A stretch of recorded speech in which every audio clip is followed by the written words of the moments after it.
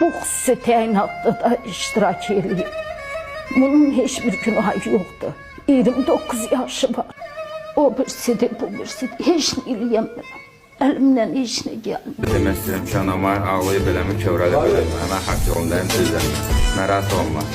Mən tək sənin övladın yox ki, iki dövlətin övladıyım. Türkündə, Azərbaycanında. Sizə də kövrəlməyə ehtiyac yox. Başa düşdüm, hər şey yaxşı olsun. Bizim qanımızda türk qanı varsa, biz bu mübarizəni aparacaq. Necə deyirlər ki, türk olmaq çətindir. Həqiqətən də çətindir, çünki bütün dünyanın mübarizəni aparacaq. Biz də apararıq, biz Allahımıza sığınırıq və əlimizə aşağı saldırıq. Axırıncı nəfəsimizə kimi sözümüzü deyəcək və bunlara məcbur eləyəcək ki, Azərbaycan xalqına və Azərbaycan dövlətinə hörmət qoysun və heç bir qanunlardan pozmasıdır.